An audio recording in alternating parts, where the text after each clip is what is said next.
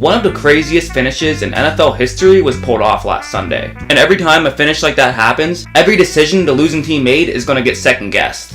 Like for example, many were confused as to why Gronkowski was out there for the final play. Even Miami's radio commentators were confused by it. Gronkowski standing at about the 15-yard line. He couldn't tackle anybody. I don't know why he's back there. They also decided to rush 4, when typically on a play like this, you would only rush 3. And if you want to back up a step, they kicked the field goal with just 20 seconds left at Miami's 4-yard line. In hindsight, they probably should have just gone for it there. Even if they didn't get it, the Dolphins would then have 96 yards to go to win the game. And while I would say both of those were mistakes, those are decisions where you're basically deciding whether you're going to have a 99.9% chance of winning or a 99.8% chance of winning. The real decision making was made by Miami. To fully get a better understanding of this play, I decided to plot it out. This is the coverage that New England was running on this play.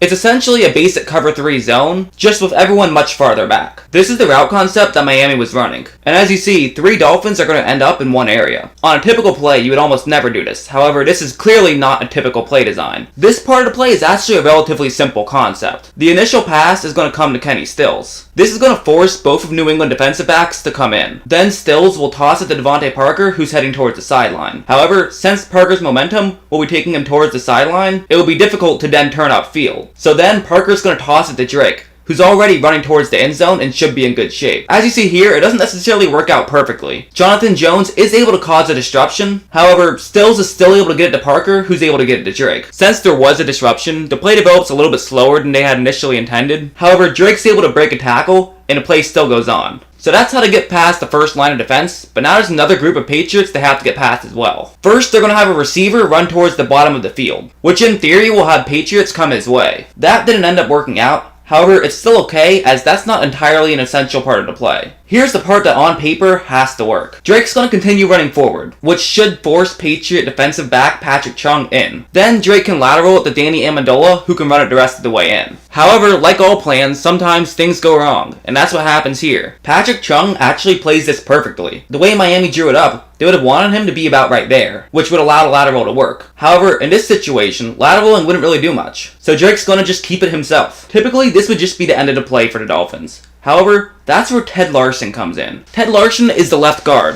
who is not even part of this play. If this play worked out flawlessly, there's no way he would have gotten here in time. However, since the initial laterals didn't work out flawlessly, he's able to hustle downfield and get into play. And from there, he lays a crucial block that allows Drake to get past Chung. And while many people criticize Gronkowski on this play, it's worth mentioning he started this play in the middle of the field. He had to run over to try to stop Drake. And as you see, Drake has a ton of space to make a move. However, on the flip side, if you look behind Drake, there's a herd of Patriots behind him. So he has the space to make a move, but he doesn't have the time. He has to essentially go full speed to get into the end zone. But that's exactly what he does. And it leads to one of the craziest finishes you will ever see. We like sports and we don't care who knows. From shooting hoops to the Super Bowl.